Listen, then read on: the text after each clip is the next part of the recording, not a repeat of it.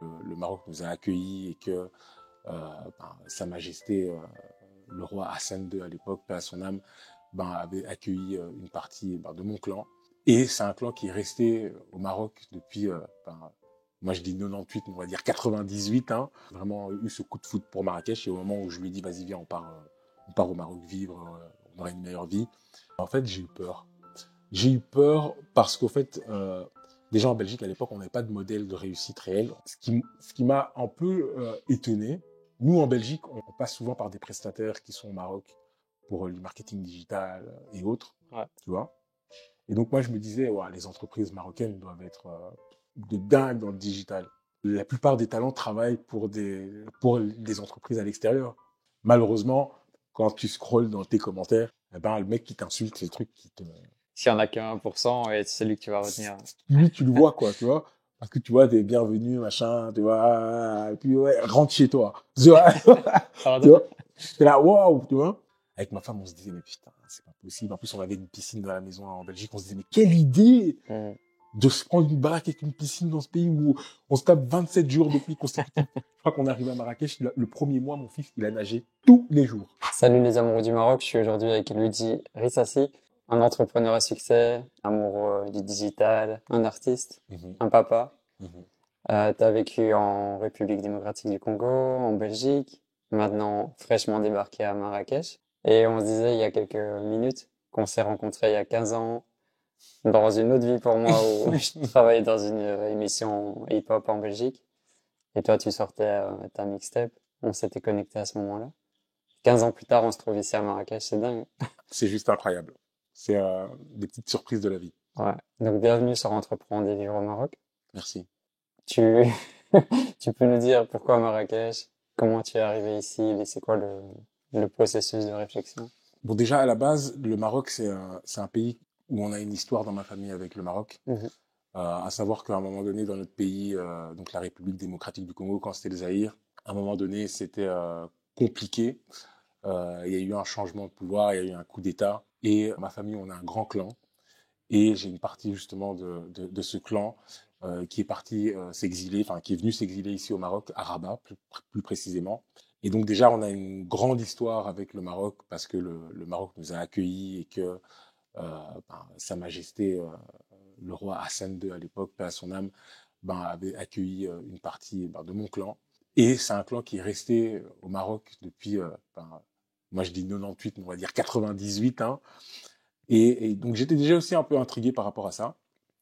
Et puis je pense aussi le fait d'avoir voyagé quelques fois ici au Maroc, de m'imprégner un peu de la culture, de voir un peu toutes les opportunités, parce que c'est vraiment une terre avec énormément d'opportunités. Ça m'a beaucoup parlé. Je suis africain. Le Maroc, c'est la couronne de l'Afrique. C'est un exemple pour beaucoup de pays en Afrique. Et de ce fait-là, au moment où je commençais à penser à m'expatrier, c'est le premier pays qui m'est venu à l'esprit, pour commencer. Puis Marrakech, la réalité, Marrakech, c'était une surprise. Parce que moi, je connaissais pas. C'était pas prévu. C'était pas prévu. Je connaissais pas Marrakech. Ouais. Je voyais un peu plus Tanger, Rabat. Ma femme, ça faisait pourtant 20 ans qu'elle était plus venue à Marrakech, mais elle avait vraiment eu ce coup de foot pour Marrakech. Et au moment où je lui ai dit, vas-y, viens, on part au Maroc vivre, on aura une meilleure vie, elle m'a tout de suite dit, oui, non, il faut que tu vois Marrakech. Avant de te décider, il faut que tu vois Marrakech. Et elle avait totalement raison. Donc, on est venu à Marrakech pour un voyage un peu pour découvrir. Et sincèrement, déjà en sortant de l'aéroport, j'ai eu ce coup de foudre de me dire, waouh, l'endroit est magnifique. En me baladant dans la ville, incroyable.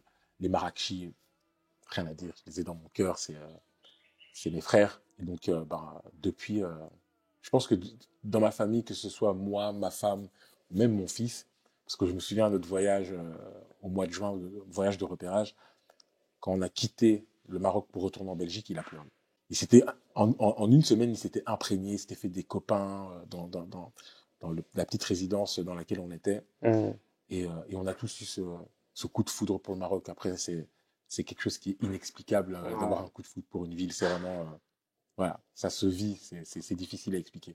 On parle souvent aussi d'énergie d'un pays, d'une ville. C'est ça que tu as ressenti aussi. L'énergie à Marrakech, elle est incroyable. L'énergie en général dans le Maroc, c'est incroyable, mais Marrakech, à chaque fois que je reviens à Marrakech, par exemple, je vais à Rabat ou à Casa ou à Essaouira dernièrement. J'adore, j'aime, je trouve ça magnifique. Mais dès que je reviens à Marrakech, j'ai waouh, je suis de retour. Il y a une énergie incroyable à Marrakech. Je sais pas si c'est l'architecture, les couleurs, la dynamique, mais c'est vraiment particulier, je trouve, Marrakech. L'avantage, c'est que depuis Marrakech, tu peux aussi te déplacer dans tout le Maroc assez facilement et à l'aéroport, t'es à 3 heures de Belgique. C'est Exactement. facile, quoi. Je trouve ça génial, hein, partir à Essaouira en voiture en 2 heures et demie. Je peux partir à Agadir en plus ou moins le même temps, Casablanca, Rabat. J'ai même des amis qui sont venus de Tanger, c'est des motivés, ils sont venus de Tanger en voiture. Et puis voilà, effectivement aussi le fait de pouvoir prendre un vol et aller en 3 heures en Belgique, en France Mm. ou n'importe où en Europe, enfin dans les zones qui sont les miennes. Je trouve ça juste génial. Et puis, un coût quand même pour les billets d'avion, faut le rappeler. C'est pas cher. Voilà. Mm. Moi, j'étais en République démocratique du Congo. À chaque fois que je prenais l'avion, c'était minimum 1000, 1200 euros avec 8 heures de vol. On a de Voilà, la chance pour ça. exactement. Ouais. Mm. Et j'aimerais bien qu'on remonte un peu dans l'histoire. Toi, tes parents, ils ont décidé de s'installer en Belgique. Mhm. C'était en 1990, comme ça. Exactement. Alors, moi, j'ai la chance déjà avant de m'installer en Belgique, on connaissait la Belgique. Mes parents avaient une maison à Waterloo à l'époque Ouais. et c'était notre maison de vacances. Donc, moi, j'étais à Kinshasa, j'étais à l'école belge Mhm. et on venait en vacances en Belgique. Et donc ensuite, en 91, donc en 91, moi je devais avoir 7 ans et demi parce que je me souviens à mon anniversaire, mes 8 ans, je les ai fêtés en Belgique. Et donc à cette époque, mes parents ont décidé de nous emmener vivre en Belgique Mhm. pour pouvoir faire nos études, au fait, tout simplement parce que c'était beaucoup plus, on aurait beaucoup plus d'opportunités en vivant en Belgique, en étudiant en Belgique. Mhm. Après, je pense aussi parce que mon père, qui était dans le milieu un peu politisé, voulait nous éviter d'être là et de vivre, voilà, et de peut-être pas vivre comme on le veut réellement et de ne pas s'épanouir parce qu'on est dans un cadre hyper politisé avec des parents et des membres de la famille qui sont euh, partie prenante dans le gouvernement, par exemple. Ouais. Donc, je pense que c'était aussi par rapport à ça. Mais j'avais quand même cette chance de faire les allers-retours. Ouais. Ça, c'était une chance énorme. Et puis aussi, dans la manière dont nous, on a été éduqués, on a été éduqués pour partir travailler, enfin, partir étudier en Europe Mhm. et puis revenir pour développer en Afrique. J'avais toujours cette mentalité, ce mindset de me dire, ben voilà, moi, je suis ici pour étudier, pour apprendre, pour après aller développer. Après, en grandissant, je veux dire, la réalité, c'est que moi, je suis resté plus de 30 ans en Belgique. Ouais. Donc, c'est mon pays aussi. Ouais. Donc, à un moment donné, je suis resté, j'ai voulu aussi développer en Belgique. Et t'avais quel âge quand vous êtes arrivé en Belgique? J'avais 7 ans et demi. Ah ouais. J'étais en troisième primaire. Ma première année, c'était la troisième primaire, donc pour les Français, c'est CM2, je pense. 7 ans et demi, j'ai fêté mon premier anniversaire en Belgique. En vivant en Belgique, c'était mes 8 ans. T'as des souvenirs de ce moment où, ok, on va vraiment s'installer en Belgique pour y vivre? Ouais, j'ai des souvenirs. On adorait venir en vacances en Belgique. Et quand on est venu, on pensait qu'on était en vacances. Et à la place de rentrer, nos parents nous ont dit, ben voilà, vous allez rester étudiant en Belgique. On était hyper contents. Parce C'est qu'on vrai. on aimait bien ce coin, on était hyper contents. Et puis la réalité, c'est qu'en 91, quand on a quitté le Congo, c'était une période où il y avait eu quelques petits troubles, des pillages dans la ville. Et nous, on avait quitté juste avant qu'il y ait des pillages. Ce qui fait que il y a une grosse partie de la diaspora congolaise qui s'est créée à ce moment-là. Et donc, on était content de rester et aussi d'apprendre que on avait des cousins, des amis qui restaient aussi vivre en Belgique et donc qu'en fait on n'allait pas être vraiment dépaysés. Mm. Donc franchement, je me souviens très bien, on était super contents. Et puis après, on a eu quand même un petit choc culturel parce que je me souviens au Congo, on était pas mal assistés comme enfants et d'arriver. Enfin, je donne un exemple, ça peut paraître banal. Hein, moi, la première fois que j'ai fait mon lit, c'était à ce moment-là, quoi. Mm. La première fois que j'ai fait la vaisselle, c'était à ce moment-là. On ne connaissait pas ce genre de choses parce que voilà, là-bas, on vivait un peu dans une prison dorée. Et ouais, il y avait eu aussi ce choc culturel, plus sur vivre comme monsieur tout le monde. Bah, ça a été un petit waouh, je dois faire la vaisselle, je dois faire mon lit, je dois ranger ma Mm. chambre. C'était un nouvel apprentissage hyper important parce que on peut pas être un assisté toute sa vie non plus. Carrément. Et c'était peut-être un choix conscient de tes parents aussi. Totalement. Totalement conscient de mes parents. Mon père voulait pas qu'on soit des petits-enfants pour y gâter. Et c'était quoi les grandes différences que tu as vues entre Congo, Belgique, tu vois? Je pense que l'un des premiers trucs aussi qui m'avait marqué, c'est dans la mentalité. Je trouvais que les enfants étaient moins polis avec leurs parents. Franchement, c'est un truc que ça m'a marqué, ça. Je me souviens d'entendre des enfants parler avec leurs parents, de me dire, Pas de respect. ouais, vraiment, c'est un truc qui m'avait marqué à l'époque.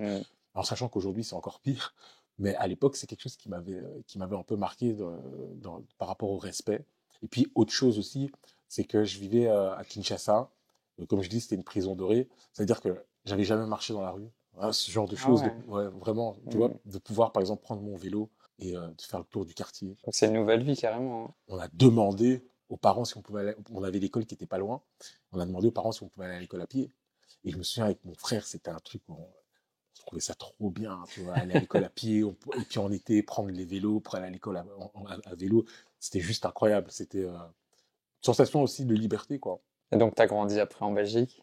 Et, exactement. Moi, je t'ai connu ton époque artiste, où tu sors des projets dans le hip-hop. C'est quoi tes souvenirs de cette période-là, justement? Plein de souvenirs. Franchement, plein de souvenirs. J'ai toujours été le petit artiste à la maison. Je me souviens, j'étais en quatrième primaire. À Noël, j'avais reçu un synthétiseur.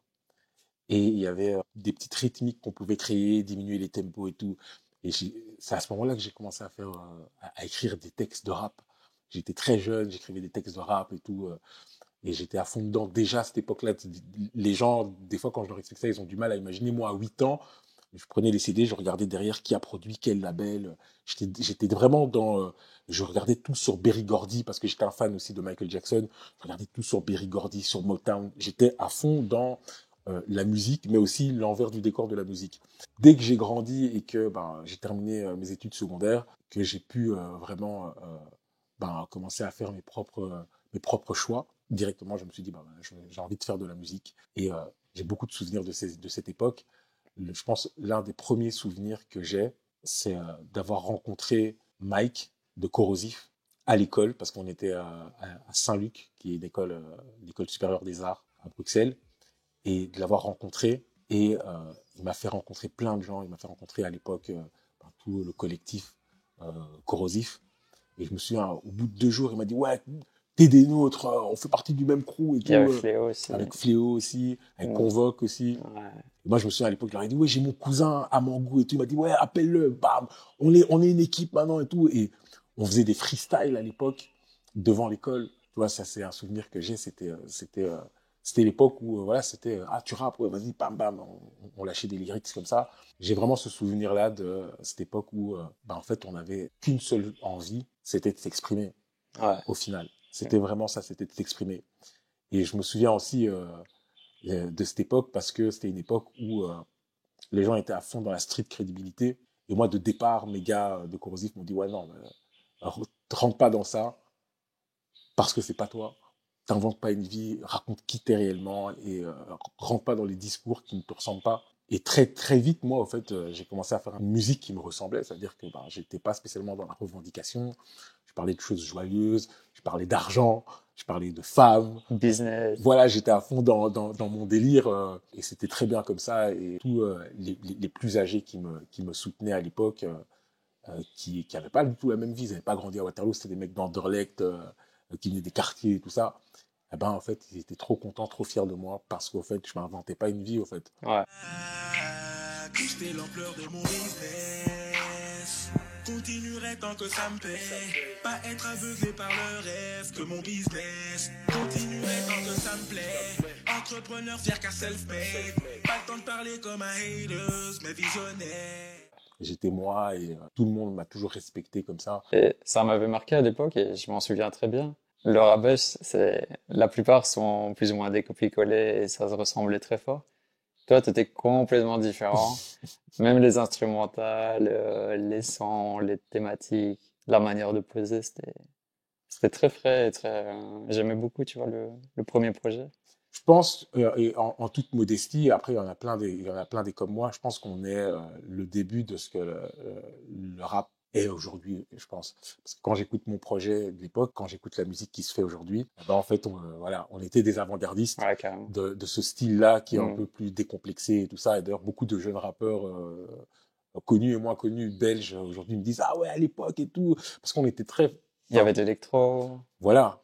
Et on n'a jamais caché ce côté hyper éclectique. Moi, d'ailleurs, je me souviens à l'époque, j'avais un narratif qui était dur. Je disais, je suis pas un rappeur. Ouais, j'étais à fond dans le truc de, ouais, me demande pas de faire des trucs de rappeur. Moi, je fais de la musique. J'ai plusieurs influences et après, nous, on a toujours été baignés sur le rap américain. Ça aussi, c'est une réalité. Ouais, Tu vois, ça se sentait. Ouais. tu vois, moi, mes premiers morceaux de rap que j'ai écoutés, tu vois, conscients, c'est des MC Hammer, des trucs comme ça, tu vois.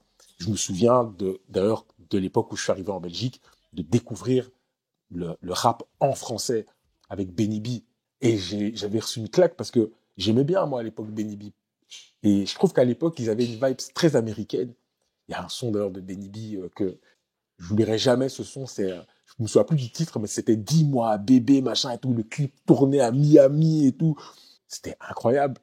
C'était vraiment à l'image de ce que je pouvais écouter, mais en français. Puis en grandissant, je trouve que moi, quand j'ai commencé à faire de la musique, j'écoutais pas beaucoup de rap français parce que c'était une dynamique qui, ni en termes d'instru, ni en termes de narrative, ça me parlait pas beaucoup. Ouais. Aujourd'hui, j'écoute plus de rap en français qu'à l'époque parce que je trouve qu'il y a eu quand même un switch. Après, en bien ou en mal, ça c'est au goût de chacun. Mais je trouve quand même que, voilà, à l'époque, on a quand même amené quelque chose qui, aujourd'hui, est totalement normal. Avoir des refrains où tu dis deux phrases que tu répètes. Nous, à l'époque, les gens disaient, putain, ton refrain, il n'y a pas de phrase. Qu'est-ce qui se passe? Voilà. Ouais. Les gens comprenaient pas trop ce style-là. Donc, aujourd'hui, je suis content quand je réécoute ce projet. Je suis très content. Et t'avais fait un son Extroma aussi avant qu'il explose. Exactement, exactement. Ça a toujours été mon gars. D'ailleurs, on est tout le temps en contact. Ce mec, il n'a jamais changé de numéro de téléphone depuis l'époque. C'est vrai? Je lui envoie un message, il me répond après 5 minutes. Je me souviens, quand il était vraiment à l'album Papa Outé, je me souviens, j'étais à Kinshasa, moi. Et je lui ai envoyé un message parce que il avait un concert à Kinshasa. Moi, je suis parti avant qu'il explose.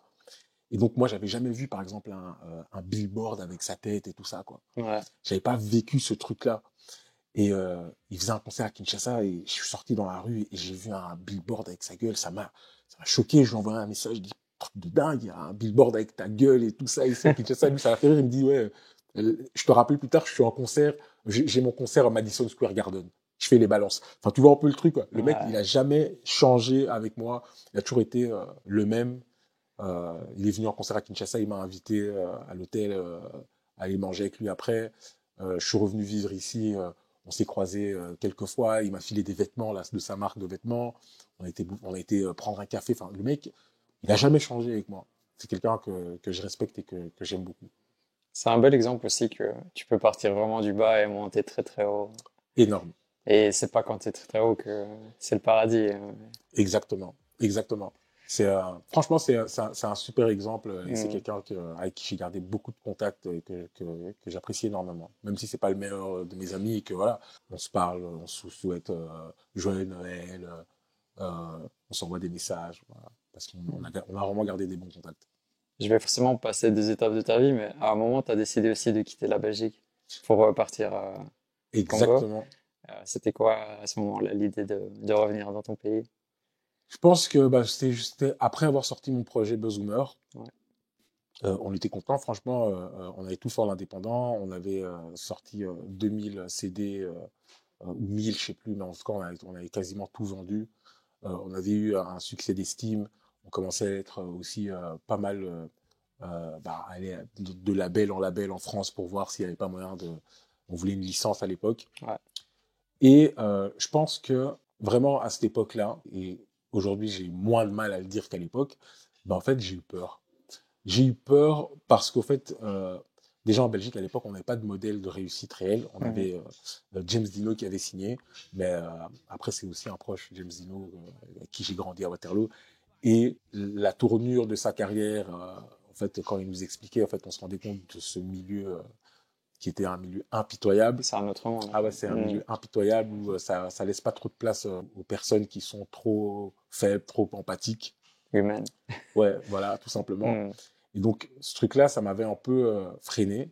Et je me souviens à l'époque de me dire, écoute, tu peux peut-être, si tu t'accroches à ce truc, tu peux peut-être finir comme, et vraiment sans manque de respect, hein, je voyais beaucoup d'anciens rappeurs belges qui, au fait, c'est des mecs que moi je trouvais waouh, extraordinaires. Et quand je voyais leur vie, je me disais, putain, j'ai pas envie d'avoir cette vie, quoi. J'ai envie de, tu vois, j'ai envie de gagner ma vie, j'ai envie de réaliser mes Passer rêves. des niveaux. C'est ça.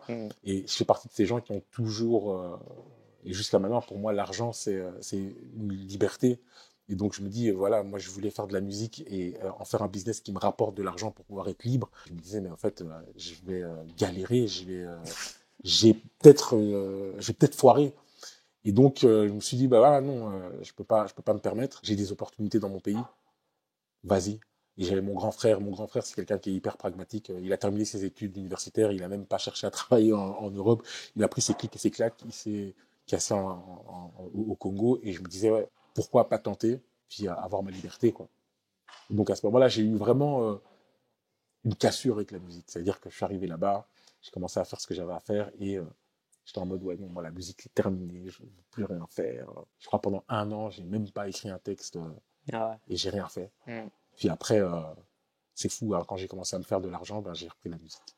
C'est vraiment, et je l'ai repris de manière vraiment par passion. C'est ça. Aller en studio par passion, écrire des textes par passion. Et c'est à ce moment-là aussi que j'ai réalisé que voilà, quand on a une passion, ben, en fait, c'est à vie. Hein. Carrément. C'est quelque chose que voilà, moi je continue à le faire jusqu'à aujourd'hui, quoi. Et on sent que tu as l'âme d'entrepreneur. Est-ce que ça remonte à il y a longtemps ou...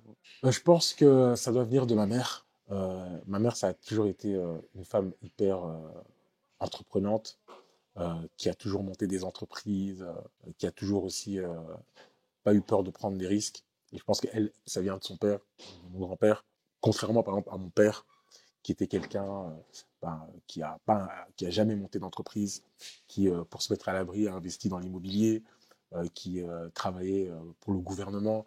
Ouais, donc, c'était pas du tout la vie d'un entrepreneur. Et j'ai pris ça de ma mère, hein, le fait d'être petit. Elle organisait les défilés de mode Miss Zahir quand on était petit, de la voir faire tous ces trucs, d'avoir son magasin. Ça a toujours été quelque chose qui m'a. C'était inspiré. Ça m'a toujours inspiré. C'est quoi ton premier business? Alors, mon premier business, c'est quand on est arrivé en République démocratique du Congo. Avec ma femme, on était employés à la base et on rencontrait plein de gens. Et donc, à l'ancienne, tu vois, les cartes de visite, tu vois, on avait une pochette où on mettait nos cartes de visite. Et un jour, on s'est dit, mais attends, il y a un business à faire. Si on prend toutes les cartes de visite et qu'on les met sur une base de données et qu'on commence à démarcher des entreprises qui veulent faire de la pub en B2B, ben en fait, on peut faire du business, le email marketing, et ça a commencé comme ça. Donc, on a encodé, on avait plus ou moins 5000 adresses, ses contacts à elle, mes contacts. On a pris les contacts de mon grand frère et d'un de mes cousins qui travaillait en banque, qui avait beaucoup de contacts avec des entreprises. On a tout encodé à l'ancienne sur un tableau Excel. Puis on a trouvé un logiciel d'envoi d'email et on a commencé comme ça à faire payer les entreprises $100 par envoi pour faire de l'email marketing. Et je me souviens à l'époque, avec ma compagne, on se disait, si on fait un business et que ça nous rapporte $500 en plus par mois, c'est bon. Alhamdoulilah, comme et ben, au final, on a fait ce business, ça a cartonné et moi j'ai démissionné. C'était l'email marketing. Est-ce que tu t'intéressais déjà au digital avant ou c'est ce projet qui t'a fait? Je m'intéressais déjà au digital même à l'époque de la sortie de mon album. Ouais. Ce qui s'était passé, c'est que en fait, on a tout fait nous-mêmes, on était en indépendant. Donc, on a fait notre site internet. On faisait beaucoup de promotions à l'époque, vraiment à l'ancienne MySpace. Moi, j'ai toujours été un espèce de gros hacker à l'époque parce que j'étais un spécialiste de... J'allais regarder, par exemple, d'ailleurs, je me souviens à l'époque, Stroma et moi, on avait plus ou moins 50 000 abonnés. J'allais regarder dans le compte de Stromae, par exemple, parce qu'en plus, on faisait souvent beaucoup de concerts ensemble. Je regardais les mecs qui mettaient des commentaires et je les contactais. Oui, il y avait des stratégies. Ouais, il y avait des stratégies de dingue. Et je les contactais comme ça, tu vois. J'ai toujours été dans des techniques marketing non conventionnelles. Les réseaux sociaux, à l'époque, je me souviens, en 2006, j'ai un pote à moi, Gilles, du label Pelican Fly, qui m'a dit, ouais, non, il y a un truc qui s'appelle Facebook, il faut absolument que tu sois dedans. Il m'a ouvert mon compte Facebook. Et là aussi, on bazardait, on allait dans les groupes, on était vraiment hardcore, on mettait des commentaires sous d'autres commentaires avec les liens et tout ça. On était vraiment dans le gros spamming aussi, quoi. Et même avant ça, il y avait les forums sur les sites hip-hop et tout ça, quoi. Je me souviens, il y avait Bulldozer Prod qui avait un forum. Et là aussi, hein, à l'ancienne, on mettait des commentaires pour faire la promotion, les réseaux sociaux, le site internet. Et je me souviens même quand je regarde aujourd'hui certaines vidéos de l'époque, j'étais à fond dans la promo partout où j'allais. C'était ouais, 3xwshadowlouis.com, machin. J'étais à fond dedans, quoi. Donc moi, j'ai toujours été un amoureux du marketing digital, même si à l'époque, ce que je faisais, en fait, c'était pas un métier. Donc moi, je me disais pas qu'un jour, j'allais réellement en faire un métier, quoi. Et au final, oui, aujourd'hui, ce que je fais, c'est exactement ce que j'ai toujours fait. Sauf que aujourd'hui, c'est un métier et qu'on a mis des titres et des noms sur différentes tâches qu'on a toujours réalisées pour certains à l'époque, mais voilà. Je sais pas si tu te rends compte de ça ou si c'est juste une idée. Tu vois, maintenant, les artistes, on a Spotify, YouTube, TikTok, tout ça. J'ai l'impression qu'à notre époque, il y a 10-15 ans, il y avait encore plus de choses, tu vois. Enfin, tous les forums, MySpace, Facebook. Tu pouvais t'étendre encore plus sur le net, quoi. Je trouve qu'aujourd'hui, ouais, en fait, maintenant, c'est le game des corporations, quoi. Ça veut dire que il faut être sur les grosses plateformes. Ouais. Les blogs, c'est mort. C'est mort, ouais. C'est mort. À l'époque, tu pouvais Skyblog. ouais, tu pouvais tout péter parce que il y avait un blogueur qui parlait de toi, quoi. Tu vois, je trouve que voilà, aujourd'hui, ouais, il y a plus d'opportunités, mais les endroits pour saisir ces opportunités sont restreints. Aussi, on allait sur des sites spécialisés. Énorme. Maintenant, tu vas sur YouTube. Enfin, on surfe plus comme avant. Il y avait même un site, c'était quoi, ouais, où on postait carrément, tu pouvais poster toute ta mixtape sur cette plateforme haute, je sais plus c'était quoi le nom. Mais ouais, il y avait énormément de plateformes, quoi. Et surtout les blogueurs, quoi. Tu vois, les mecs, ils partageaient ton truc, ils avaient une communauté qui pouvait tout faire exploser. Ils avaient des blogs qui étaient dans leur site internet. C'était à l'époque des Tumblr, c'est ça?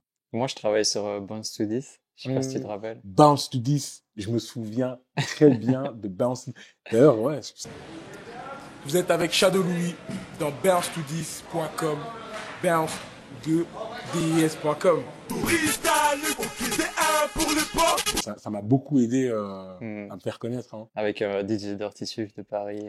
DJ Dirty Swift, avec qui j'ai gardé aussi à l'époque des bons contacts. Et puis, tu vois, il y avait aussi cette époque où il y avait beaucoup de radios indépendantes. Ouais. Et tu vois, autant, tu vois, moi je me souviens, tu vois, j'ai sorti mon projet, j'ai été à Fun Radio, j'ai été à Énergie.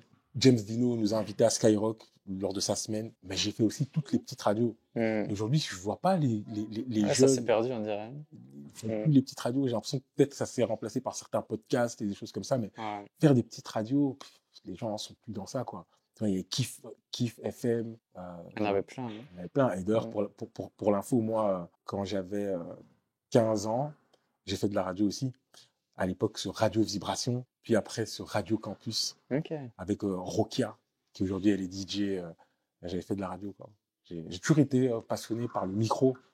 C'est quelque chose qui m'a toujours kiffé le micro. Donc cette époque de retour au Congo, le premier business, marketing, digital, comment ça s'est développé après? Vous avez continué sur cette voie? On a eu beaucoup de chance. Vraiment, on a eu beaucoup de chance. C'est que quand on s'est lancé dans le email marketing, on a commencé avec le email marketing et très vite, parce qu'en fait, moi, la société qu'on avait créée, on faisait que de la promotion sur les réseaux sociaux, que sur les réseaux sociaux. Et donc, au fur et à mesure, mes clients commençaient à me dire, ah bah ouais, c'est bien ce que tu fais sur les réseaux sociaux, ouais, tu veux pas faire ça pour moi et tout. Et donc, je suis devenu community manager comme ça, ça n'existait pas encore le terme d'ailleurs. Ouais. Et donc, j'ai commencé au fait à m'occuper des pages Facebook de certains de mes clients. Et ça a commencé avec 1, 2, 3, on est monté à 10, 15. Et donc, ça nous a permis vraiment de commencer à générer du cash. Et puis même à cette époque, tu vois, on se disait, ouais, comment est-ce qu'on va faire connaître notre entreprise en dehors des réseaux sociaux? Je regardais un peu pour faire de la pub dans les magazines. Et je me souviens, il y avait un magazine à l'époque qui s'appelait Optimum, qui était suivi par beaucoup d'entrepreneurs au Congo. Et la page a coûté $5 000. Et j'étais là, ouais, la flemme. J'ai pas envie de payer $5 000 pour une édition. Et après, les mecs, ils vont regarder ça quand ils sont aux toilettes. Enfin, c'est bon, tu vois. À cette même époque, je regardais souvent sur ETV, c'est une chaîne, il y avait la famille Kardashian. Et ça peut paraître fou, hein, mais j'étais à fond dedans. Je regardais, ça me faisait vraiment rire parce que je trouvais que c'était complètement dingue. Et en même temps, j'étais aussi fasciné par ces gens parce que je me disais quand même, il y a toute une partie de ce qu'ils font, c'est des gros entrepreneurs. Carrément, ouais. Et donc, je regardais ça et je me disais, putain, le format télé-réalité, c'est quand même un format de ouf, quoi. Et donc, avec ma compagne, on a commencé à se filmer avec notre téléphone et à se dire, ben voilà, on va filmer un peu l'envers du décor. Et j'étais dans mon concept de, ouais, le rêve africain.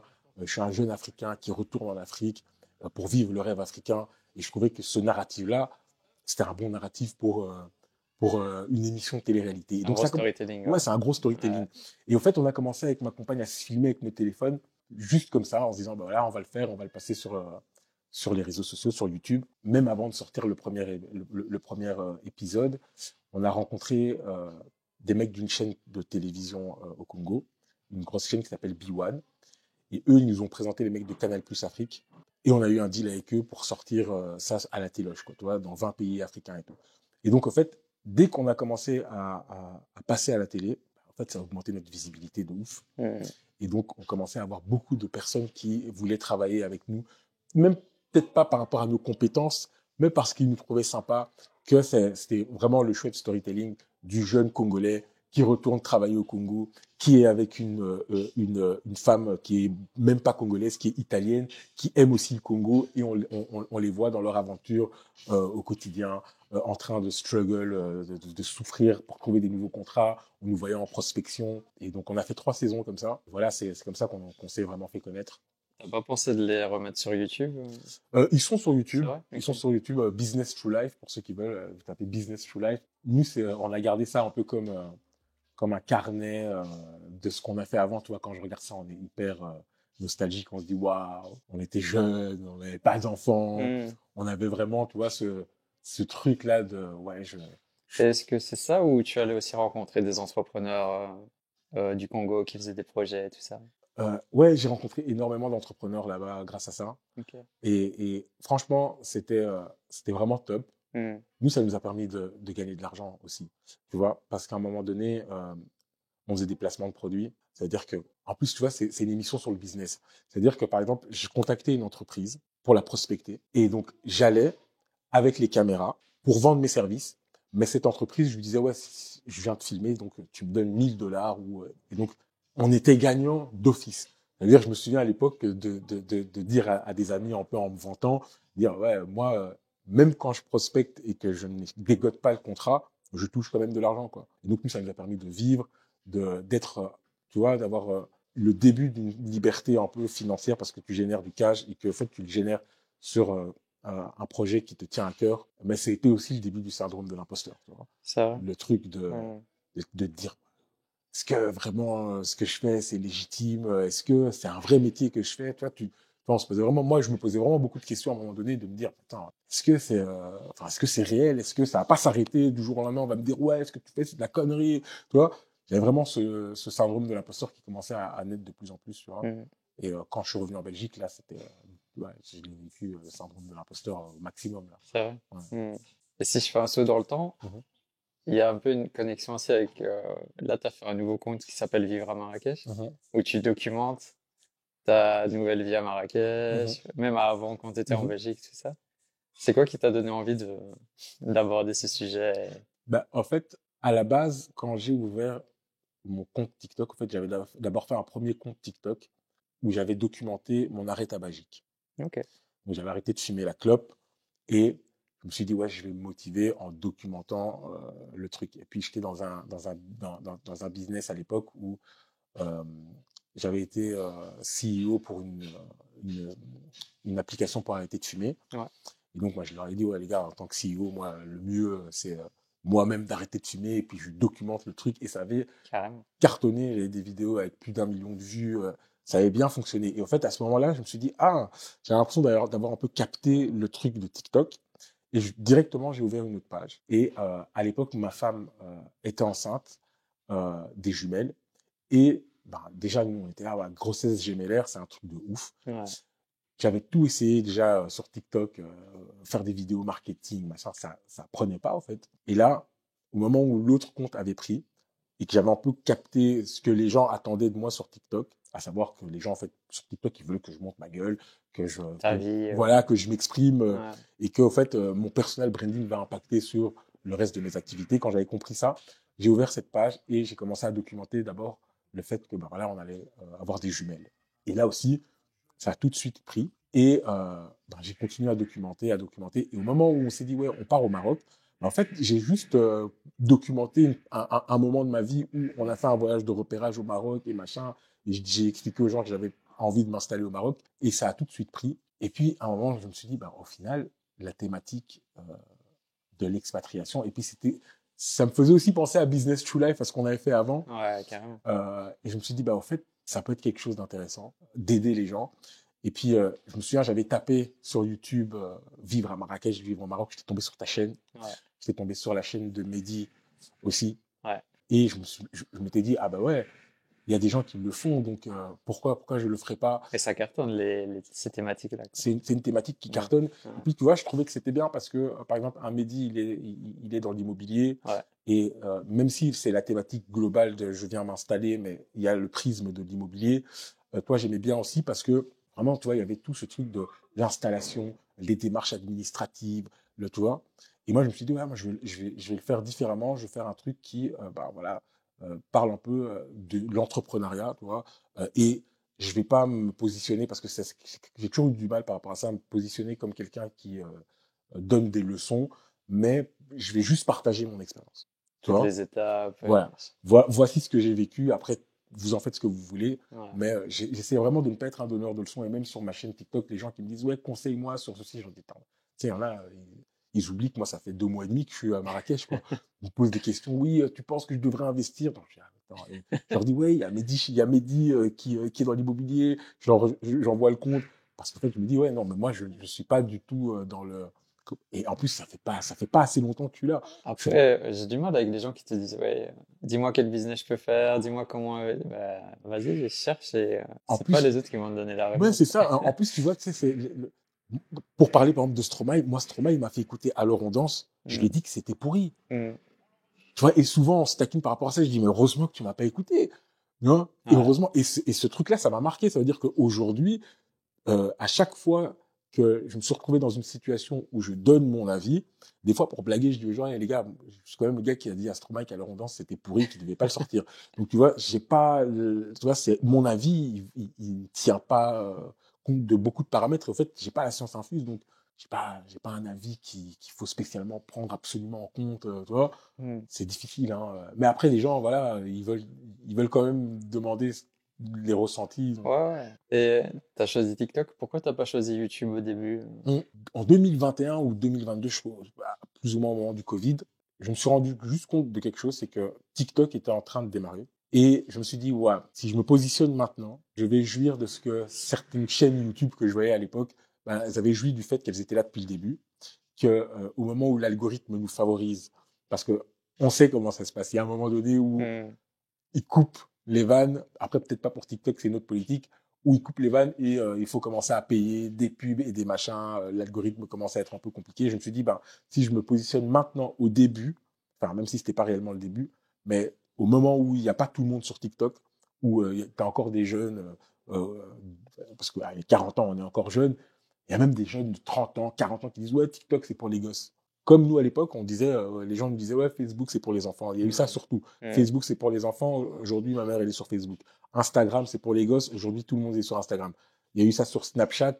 Plein de gens sont sur Snapchat. Donc, je me suis dit, ouais, TikTok, je vais me positionner au début pour pouvoir jouir, au fait, de tout ça et que dans 2 ans, 3 ans, 4 ans, j'ai créé une communauté plus facilement que ceux qui vont entrer dans quelques années, en fait. Et donc, c'est comme ça. Hein. Et je me souviens, j'avais écrit sur une feuille un peu des commitments, tu vois, des choses que j'avais envie de réaliser. Et dans ces commitments, il y avait le fait de me lancer sur TikTok. Il y avait aussi le fait de me lancer sur YouTube. Mais jusqu'à présent, j'ai jamais réussi à à faire des choses qui accrochent sur YouTube.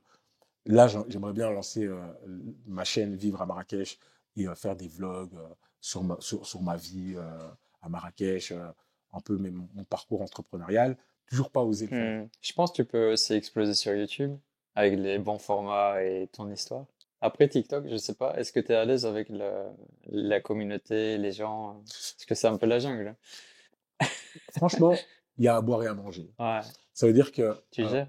ouais, franchement, et aussi fou que ça puisse paraître, moi, depuis que je suis à Marrakech, chaque semaine, maintenant moins, mais je me souviens, le premier mois, tous les jours, je rencontrais physiquement 4 à 5 personnes de TikTok. Ah ouais. Ça veut dire que j'ai rencontré des jeunes qui cherchaient un stage, des jeunes qui cherchaient à travailler, des entrepreneurs qui n'ont pas beaucoup de succès, des entrepreneurs à succès, des patrons de banque. Tu vois, enfin, je veux dire, je ne vais pas citer le nom de la banque, mais j'ai rencontré un patron d'une banque Grâce à qui m'a TikTok. contacté grâce à sa femme et sa fille qui me suivaient sur TikTok. Ok. Si, comme mon invité, vous avez envie de vous installer au Maroc, d'entreprendre ici, de créer votre projet, nous avons créé différents services pour vous accompagner dans toutes les étapes importantes. Vous pouvez découvrir tous les détails de ces accompagnements, c'est le premier lien dans la description. Voilà, j'ai vraiment rencontré toute forme de personnes, des expats, des locaux, des gens qui veulent s'installer. Il y a vraiment à boire et à manger. Et je dirais 90% des commentaires que je reçois, même plus que 90%, ben, c'est des commentaires bienveillants. Ok. C'est des gens qui me disent bienvenue au Maroc. On est content que des gens comme toi investissent au Maroc. Donc, il y a vraiment ce truc de ah ouais, ça fait quand même plaisir.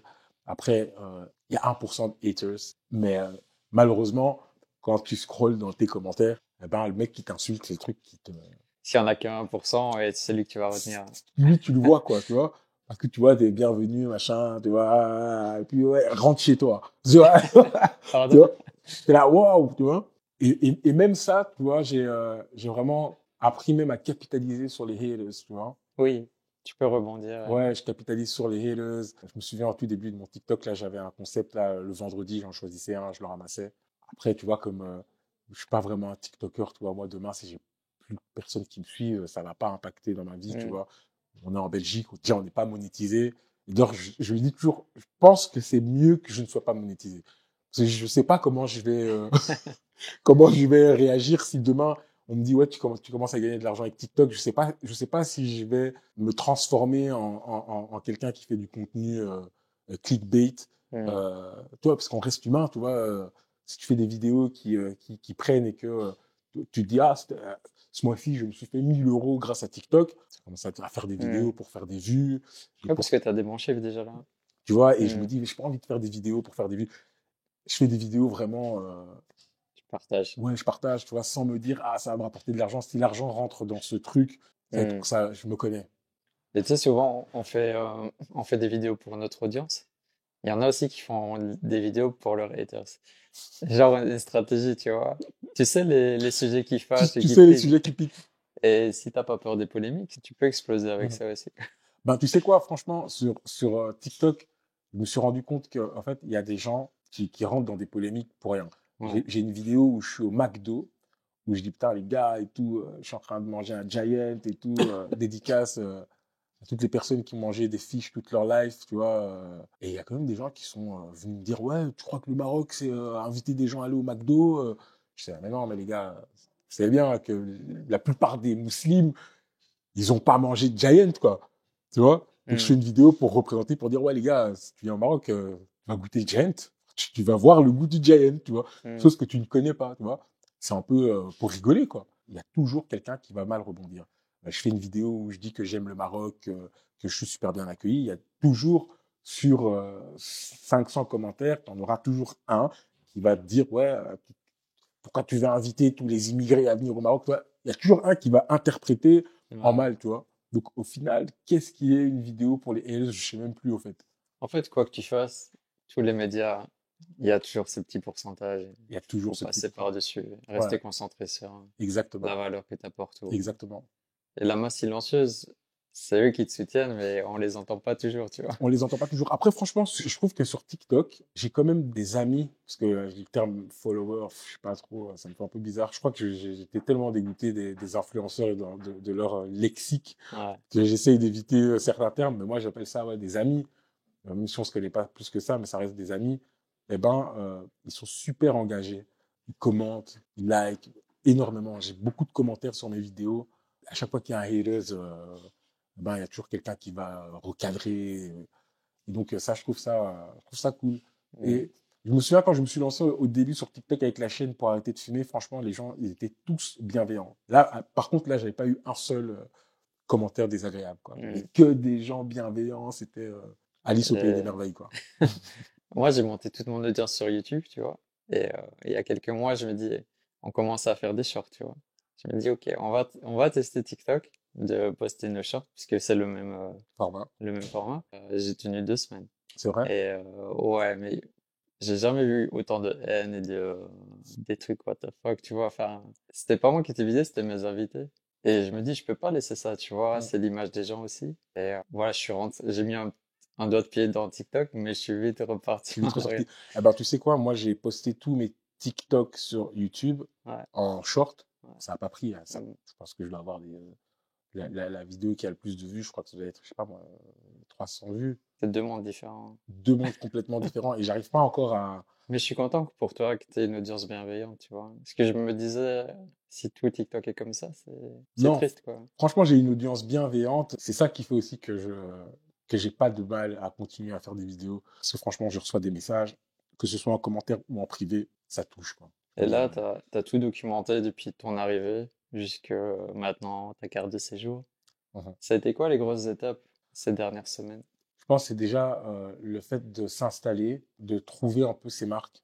Mine de rien, tu vois, aujourd'hui, quelqu'un qui s'installerait et qui veut vraiment immigrer ici, je lui dirais de rentrer dans les démarches administratives beaucoup plus tôt. S'il peut être accompagné, de ne pas hésiter. Chose que moi, à l'époque, je me disais, bah, pourquoi je vais être accompagné? Enfin, je comprenais pas trop, tu vois. Aujourd'hui, si c'était à refaire, je serais accompagné. Et puis, de le faire assez tôt. Les grosses étapes, c'était ça. Hein. Moi, dans les grosses étapes, c'était aussi trouver des personnes avec qui travailler. Parce que je suis venu, j'ai délocalisé une entreprise qui était en Belgique. Je l'ai montée ici, donc il fallait que je trouve les personnes avec qui j'allais travailler, l'équipe qui allait exécuter avec moi. Ça a été quand même, voilà. Il y a des gens hyper talentueux, mais je devais les rôder sur mes process de travail. Ça n'a pas été toujours facile quand tu dois t'occuper du fait que tu viens d'arriver, tu connectes les gens. En plus, franchement, quand je suis arrivé, j'ai accéléré mon networking grâce à TikTok. C'est-à-dire que grâce à TikTok, je rencontrais 4 à 5 personnes tous les jours. J'avais ouvert un agenda en ligne pour pouvoir faire des vidéo calls tous les jours, 4-5 calls aussi. Donc, au bout de 1 mois, 2 mois, j'ai rencontré énormément de personnes, mais vraiment énormément de personnes. Ça a accéléré mon networking, ça m'a permis de comprendre la vie à Marrakech. Mais à côté de ça, j'ai une famille aussi, tu vois. Je peux pas délaisser ma famille, donc je dois aussi m'occuper de ma famille, passer du temps avec mes enfants, gérer ma vie de couple, c'est-à-dire ne pas être juste dans le mode je suis entrepreneur et père de famille, mais j'ai aussi une femme, une compagne, donc avoir une vie de couple. Donc c'était très difficile à gérer. L'équilibre de tout. Hein. L'équilibre. Et puis, au moment où tu commences un peu à trouver cet équilibre, tu dis, ah ouais, là, il y a toute la partie administrative à gérer. Et là, je suis en plein dedans. Vraiment dans la partie administrative. Et je me dis, waouh, j'aurais dû m'y prendre plus tôt. Mais aujourd'hui, je réalise que c'était pas possible de m'y prendre plus tôt, sauf si j'avais été accompagné, en fait. Tu vois? Donc, moi, j'ai un conseil à donner aux gens qui veulent s'installer. Ben, faut pas hésiter à se faire accompagner, quoi. Après, c'est rare aussi des personnes comme toi qui arrivent pour s'installer, qui vont direct s'installer définitivement, tu vois, et faire la carte de séjour. Beaucoup font des allers-retours aussi, peut-être 1 an, 2 ans.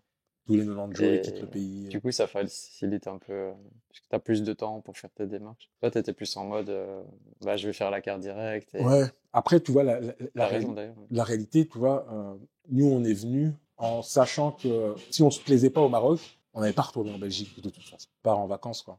Tu vois, on l'avait déjà fait. Ma femme, encore plus, elle a quitté la Belgique, elle avait 18 ans, elle est partie en Italie. Puis, elle est partie à Malte aussi après. Puis, elle est venue à Kinshasa. Donc, tu vois, ça faisait très, très longtemps qu'elle n'avait plus vécu en Belgique, tu vois. Et puis, elle connaît l'expatriation, c'est-à-dire qu'on se disait pas, ouais, on part et qu'on reste 1 an, tu vois. Et même dans l'optique où demain, je me dirais, ah ouais, non, au final, je me plais pas au Maroc, je trouverai un autre pays, tu vois. Je ne rentrerai pas en Belgique, ça c'est sûr, certain, tu vois. Tu as développé une société en Belgique dans le marketing digital. Tu peux nous en parler? Quand on est retourné en Belgique, on a quitté Kinshasa quand ma femme elle était enceinte du premier enfant. Et en arrivant en Belgique, moi j'avais vraiment ce syndrome de l'imposteur. C'est-à-dire je me disais, peut-être que si j'ai réussi à placer des choses dans l'entrepreneuriat au Congo, c'est parce que c'est le pays, les parents sont bien introduits là-bas, donc c'était peut-être aussi une facilité, tu vois. Et tu te dis, ouais, peut-être que ouais, je ne veux pas y arriver. Et puis, tu vois, toutes les pensées limitantes sur entreprendre en Belgique, il y a de la paperasse. Et tu vois, cette bêtise d'avoir peur de payer des impôts alors que tu n'as même pas encore généré 1 euro. Enfin, tu vois, c'est vraiment de la folie, tu vois, qui te limite. Et donc, en plus, tu vas avoir un enfant, tu as un peu peur, tu te dis la sécurité et tout, comment je vais gérer au niveau financier. Et donc, à cette époque-là, je me suis dit, bah non, je vais travailler. Et donc, j'ai travaillé dans une agence et très vite, hein, j'ai eu aussi beaucoup de chance, franchement, je suis un chanceux, c'est que je travaillais 1 an pour cette agence, puis après, j'ai été recruté ailleurs. Et en fait, pendant de 2018 à 2020, j'ai fait 3 employeurs différents. Mais à chaque fois, je tapais dans les prix, quoi, tu vois. Je disais, ouais, je veux ça comme salaire. Et à chaque fois, ils acceptaient. C'était juste une folie jusqu'à un dernier emploi où j'étais directeur marketing. J'étais super bien payé, tu vois. Et puis après, il y a eu le Covid. Et là, un peu avant le Covid, en tant que directeur marketing, je faisais de la consultance pour un ami à moi, Basile, qui justement, à l'époque, je faisais de la musique avec lui, qui était DJ Phillies de Ultime Team à l'époque. Donc Basile qui, lui, avait repris la boîte de son père, qui est une boîte qui est dans le textile et le packaging. Et donc je faisais de la consultance pour lui en marketing. Et il me charriait, il me disait, ouais, vas-y, viens bosser avec moi, viens bosser avec moi. Et donc il y a eu le Covid. Évidemment, les coûts qu'on coupe en premier dans les entreprises, c'est marketing, voilà. Moi, j'avais un gros salaire en plus, donc je pense qu'ils ont respiré en coupant ce salaire-là. Incroyable, c'est vraiment, Dieu est grand, comme on dit, parce que le jour où je me suis fait virer, tu sais, tu te fais virer, tu es un peu gêné, tu ne le dis pas directement, tu vois. Donc, tu es chez toi, l'air de rien, mais en fait, tu t'es fait virer, quoi, tu vois. Basile m'appelle et il me dit, ouais, vas-y et tout, faut que tu quittes là où tu bosses, faut qu'on bosse ensemble, franchement, j'ai trop besoin de toi, bro, et tout. Je lui dis, tu vas jamais croire ce que je veux dire, je viens de me faire virer, mec. Il me dit, mais tant mieux, vas-y, et tout, viens bosser avec moi et tout. Et tout de suite, il me dit, ouais, mais par contre, bro, tu peux pas être mon employé, hein. Il fait, voilà, il faut que tu te mettes en indépendant, tu vas voir, tu vas mieux t'en sortir, machin. Et il m'a un peu démystifié ce truc de, ouais, les impôts, les machins, tu vois, il m'a vraiment démystifié le truc. Et donc, c'est comme ça que je me suis remis tout de suite après le Covid, enfin, après m'être fait virer, donc c'était début avril. Et ben, je me suis mis en indépendant et voilà, c'est comme ça que j'ai relancé mon petit business en marketing digital, quoi. Mais c'est vrai que ça fait peur parce qu'en Belgique, on n'a pas le statut auto-entrepreneur comme en France qui facilite beaucoup les choses, tu vois. C'est Là-bas, un tu peu, payes direct. ouais, tu sautes dedans direct. Ouais. Là-bas, Il n'y a pas d'étapes, quoi. Exactement.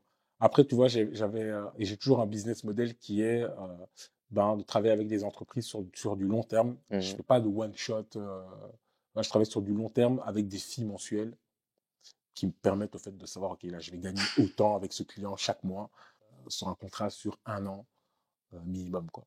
Et tu fais quoi concrètement avec ce business? En fait, on est dans l'inbound marketing. Donc, de manière très pragmatique, nous, on génère des leads, donc des contacts qualifiés pour les entreprises. Et ces contacts qualifiés, on les génère en mettant en place des actions marketing diverses et variées. Que ce soit créer un site internet ou ceux qui ont déjà un site optimisé, que ce soit les réseaux sociaux en organique, mais aussi la publicité, que ce soit la publicité sur Google, que ce soit la création de contenu. Donc vraiment, l'objectif, c'est d'avoir des actions marketing qui sont alignés avec les objectifs de vente. Souvent, le marketing et la vente, les commerciaux ne sont pas alignés. Tu vas dans une entreprise, tu demandes au directeur marketing c'est quoi son objectif. Il va dire, ouais, moi, cette année, on passe de 3 000 à 5 000 visites par mois. Tu vois, chez le directeur marketing, il te dit, ouais, cette année, nous, on passe de 1 million à 1,2 million. Ou il te dit, ouais, nous, on passe de 100 à 120 clients. Tu dis, ouais, les gars, vous n'avez même pas le... Enfin, vous n'exprimez même pas l'objectif de la même manière, donc c'est pas aligné. Donc c'est vraiment dans le but d'aligner les actions marketing avec les objectifs de vente, d'être hyper pragmatique avec un marketing qui est basé sur les résultats, sur le retour sur investissement, quoi. Toi, c'est ton kiff aussi, ça, le marketing? En fait, je suis tombé dans les datas vraiment sans m'en rendre compte, tu vois, sur le fait de pouvoir dire, ah ben voilà, j'ai fait une action et cette action, je peux traquer les résultats et me dire, ben voilà, cette action-là a ramené autant de leads qualifiés, donc de contacts qualifiés.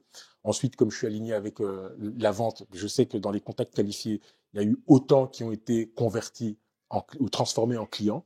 Qui dit client dit du cash. Donc, je peux te dire que mes actions ont rapporté autant. Et je pense aussi, c'est d'être confronté à des CEO qui, à un moment donné, eux, ils sont pas dans notre jargon marketing, tu vois. Quand tu as un reporting à faire à un CEO et que tu lui dis, ouais, on a fait 5000 visites YouTube, ouais, ça lui parle pas, quoi, tu vois. Et d'avoir vraiment ramassé, tu sais, dans ma tronche des phrases du style, je paye pas mes salaires avec des vues, ou je paye pas mes salaires avec des likes. En fait, tu te rends compte qu'en fait, ouais, non, je dois aller plus loin dans ma démarche et vraiment faire comprendre c'est quoi mon apport en termes de croissance, que ce soit augmentation du nombre de clients, que ce soit quels sont comment est-ce que je peux quantifier les opportunités. Par exemple, tu sais, tu génères des contacts qualifiés, 100 contacts qualifiés par exemple pour un client. Tu sais que ce client, en moyenne, un client, c'est, je sais pas, 100 euros, je dis n'importe quoi.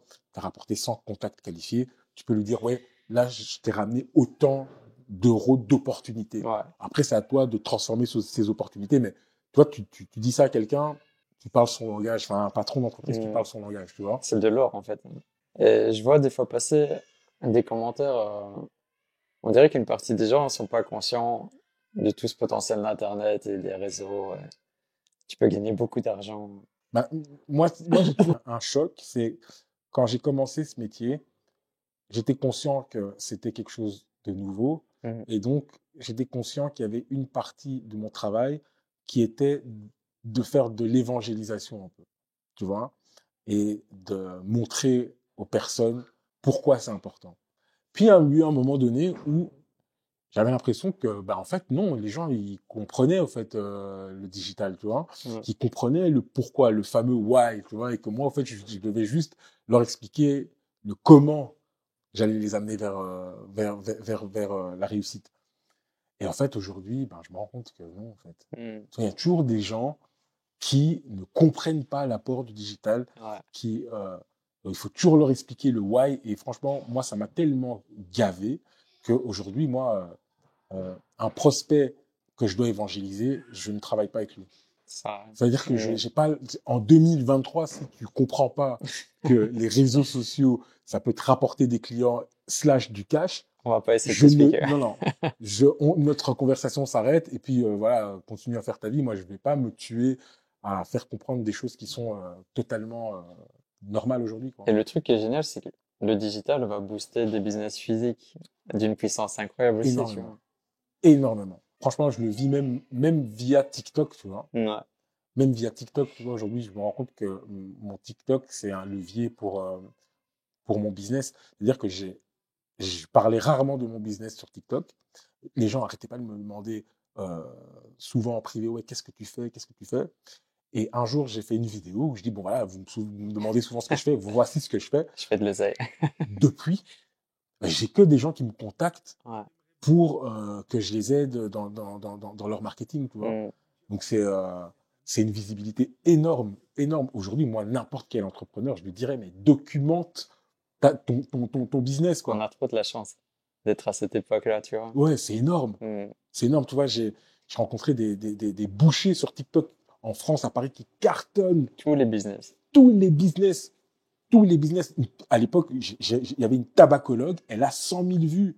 Tu vois, tu te dis, non, mais c'est... Des femmes qui font du tricot, tu peux faire des formations en ligne. Enfin, il n'y a pas de limite. Il n'y a pas de limite, quoi. Et ça, c'est juste... quand tu comprends ça, tu vois, tu te rends compte que quand même, on est dans une époque qui est incroyable. De la chance. Tu vois, et en plus, aujourd'hui, avec l'intelligence artificielle... Ouais, ça, on va passer dans un autre niveau encore.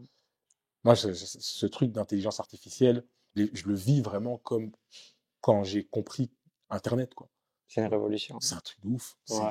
Je sais pas si les gens réalisent, quoi. Tu vois, c'est La majorité, pas encore. pas encore, dommage. Ouais, d'ailleurs, je connais quelqu'un qui fait des formations chat GPT. Ça cartonne, Oui, ça cartonne.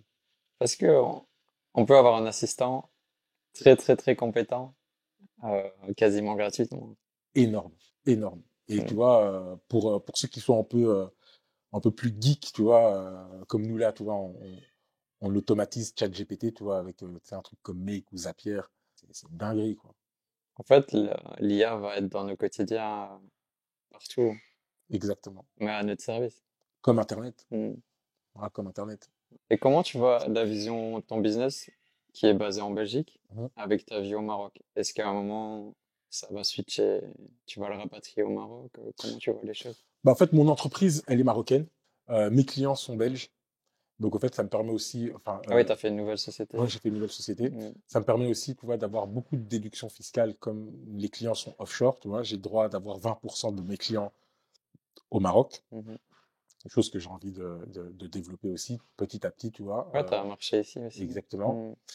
Mais je le vois plutôt dans cette optique-là, tu vois, d'avoir des clients en dehors du Maroc et quelques clients marocains, Ouais. et puis de développer comme ça, quoi.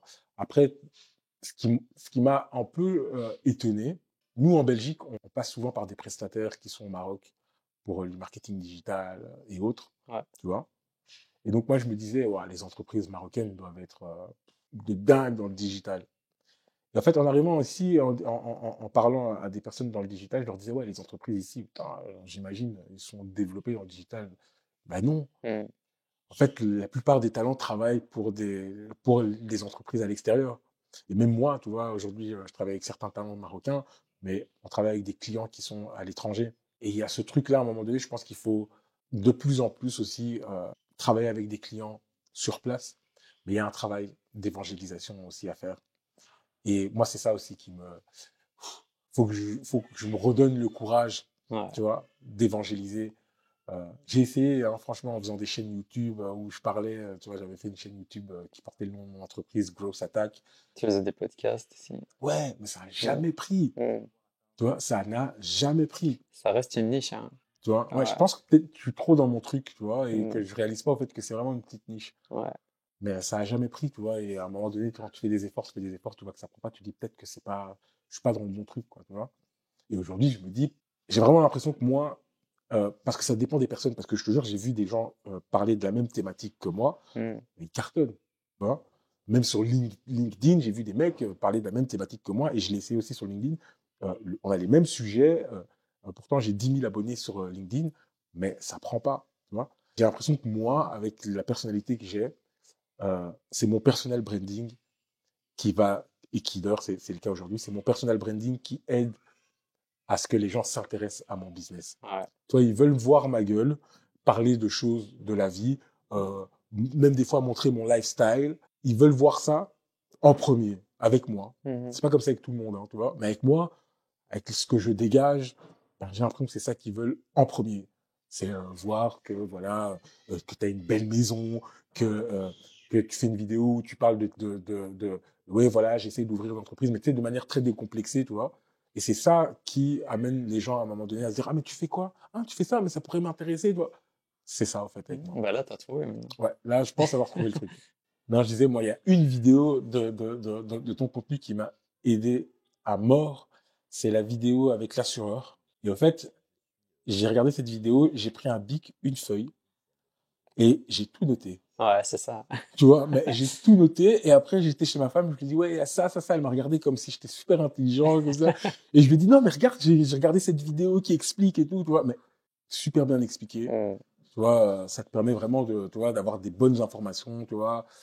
Et je me souviens même de me dire, bah, en fait, c'est ça que les gens ils cherchent, tu vois. Ça répond à une vraie demande, tu vois. Ouais. C'est, voilà. Et au final, c'est pour ça que je pense que ta chaîne, elle cartonne, tu vois. Parce qu'au fait, tu partages des choses que les gens veulent voir, que ce soit en termes d'information, que ce soit aussi la vie de différents entrepreneurs.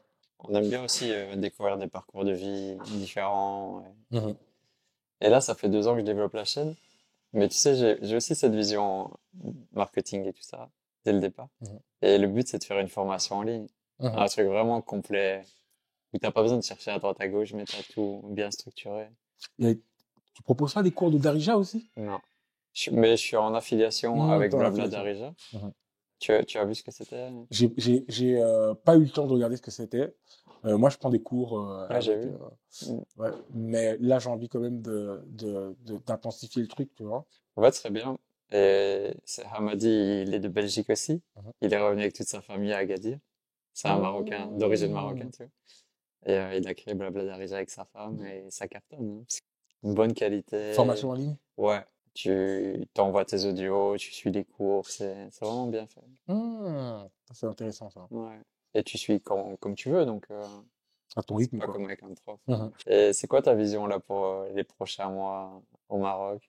D'un point de vue professionnel, d'abord, je pense que c'est d'augmenter mon staff. Parce que j'ai des nouvelles opportunités que j'ai envie de me créer. Donc pour ça, j'ai besoin d'augmenter mon staff, Ouais. de les faire évoluer aussi en termes de compétences, mon staff. Vraiment d'atteindre aussi mon quota de 20% de clients marocains. J'ai envie de travailler avec des clients marocains. Tu peux, ouais. D'un point de vue un peu plus privé, cette année, on va découvrir le Maroc avec ma famille. Hmm. Il y a trop de coins à découvrir. Faut que tu viennes dans le sud aussi. Faut que Je vais te donner quelques... Darla, franchement, toi, nous, Darla, c'est on, on- on trouve le lieu magnifique. On a envie d'aller en vacances à Darla, on a envie d'aller à Ifrane faire du ski. J'ai envie que mon fils et ma femme aussi découvrent Tanger, Asila, euh, T'as le désert aussi, hein. le désert. Hmm. Tu vois, d'aller aussi ici, juste simplement à Ouarzazate, à Agadir. Tu vois, cette année, on s'est dit vraiment, on part en vacances dans le Maroc. On découvre le Maroc. On va aller à Meknès. Voilà. Après, tu sais, les gens qui vivent à Marrakech, c'est souvent l'été que tu visites le Maroc, parce qu'il fait tellement chaud. Vous êtes arrivé à la fin de l'été, donc Nous, c'est on arrive à la fin de l'été. la meilleure période, ça commence maintenant, de Mais Marrakech. on est arrivé, on a quand même mangé le 50 degrés. Ah oui, On l'a quand même bien mangé, mais au moment où on est arrivé en Belgique, on avait eu 27 jours consécutifs de pluie. la Belgique. Frère, c'était avec ma femme, on se disait mais putain, c'est pas possible. En plus, on avait une piscine dans la maison en Belgique, on se disait mais quelle idée Hmm. de se prendre une baraque avec une piscine dans ce pays où on se tape 27 jours de pluie consécutifs. Je crois qu'on est arrivé à Marrakech le premier mois, mon fils, il a nagé tous les jours. On s'est dit ouais, même là, on a déjà rentabilisé la C'est piscine bon, hein. par rapport à la Belgique, on a tout rentabilisé. Et ouais, donc il y a ce truc-là de découvrir le Maroc. Mais Marrakech en octobre-novembre, c'est le top, quoi. C'est bien, hein, la Hmm. température, c'est gai. Ouais. Et puis, dans mes objectifs aussi, c'est d'apprendre le darija. Pour moi, tu peux pas vivre dans un pays si, enfin, si tu parles pas un minimum la langue, quoi. Et après, comme j'aime bien la langue, l'arabe, j'aurais plus facile à apprendre et, euh, et j'ai envie d'accélérer le truc, quoi. Je suis quelqu'un qui veut tout de suite, donc là, je vais me mettre à fond, accélérer pour pouvoir vraiment apprendre et discuter avec un maximum de personnes pour pouvoir vraiment j'ai envie que dans un an, je puisse commencer déjà à parler vraiment d'Arija, quoi. Faut que tu rejoignes Blabla Darija, hein. C'est vrai? Je vais t'envoyer le Ah lien. bah, franchement, c'est vraiment super efficace. Ouais. Ah, c'est une nécessité. Chaque fois que tu vas acheter un truc dehors, ouais, essaie Parler avec les de le gens. dire en arabe, en Exactement. darija, hein. Les chiffres, tout. Mhm. En fait, juste d'avoir la base, c'est... Les chiffres, c'est certaines phrases un peu Ouais. classiques, tu vois. Mm. Après, tu vois, le fait de vivre ici, je trouve que, tu vois, quand les gens parlent maintenant, je reconnais de plus en plus les mots. Moi, je comprends beaucoup plus que de parler. Ouais. C'est plus facile. Ah, mais toi, ça fait combien de temps là maintenant? Presque 10 ans, hein. Waouh. 2024, ça fera 10 ans. Tu retournes encore de temps en temps en Belgique? Ouais, mais de moins en moins. Et je vais juste pour voir Ta ma famille? famille, tu vois. Mhm. Moi, tu vois, j'y retourne une fois par mois.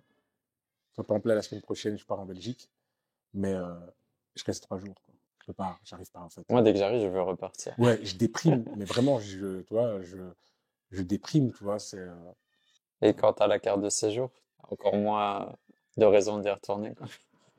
exactement. Mm. C'est comme ma femme, je disais, ouais, attends, ça va être un peu serré pour la carte de séjour, faut que tu te prennes un vol ou qu'on parte avec toute la famille et tout. Elle me dit, ouais, ok, je dis quoi, on se prend un vol Bruxelles. Elle m'a regardé, tu sais, mais t'es un malade, qu'est-ce qu'on va aller faire en Belgique, tu vois, j'étais, ah ouais, t'as raison. Parce qu'il faut faire attention de ne pas dépasser les Non, 90 jours, hein. non, exactement. Mm. Ça, vraiment. Mais après, nous, on a déposé notre dossier, donc là, ça va, quoi. Merci pour cet échange. C'est moi qui te remercie. Je pense qu'on pourra encore discuter 2 heures, mais Oui, vraiment, quoi. c'était cool de te revoir et bah voilà, si tu as besoin de quoi que ce soit, n'hésite pas. Merci beaucoup. C'est cool. Ça fait plaisir. Où est-ce qu'on peut te retrouver sur Internet, sur les réseaux? Sur TikTok, vous tapez Vivre à Marrakech, vous allez tomber sur mon TikTok. Instagram, j'ai aussi ouvert un Instagram, Vivre à Marrakech. Et puis sinon, franchement, vous tapez Luigi Rissassi sur votre petite barre Google. Vous allez avoir plein de choses par rapport à moi, même par rapport à l'époque Business to Life, il y a tout qui est encore là, quoi. Et on vous met tous les liens dans la description. Donc à bientôt. À bientôt, merci à toi. J'espère que vous avez apprécié ce nouvel entretien d'Entreprendre et Vivre au Maroc. Si vous avez vous aussi ce rêve de vous installer au Maroc, j'ai créé une mini formation gratuite pour vous accompagner sur ce chemin. Donc c'est une formation par email. Vous allez recevoir un conseil pratique chaque jour durant 7 jours. Pour accéder à cette mini formation et recevoir votre premier conseil maintenant, vous trouverez le lien dans la description de la vidéo.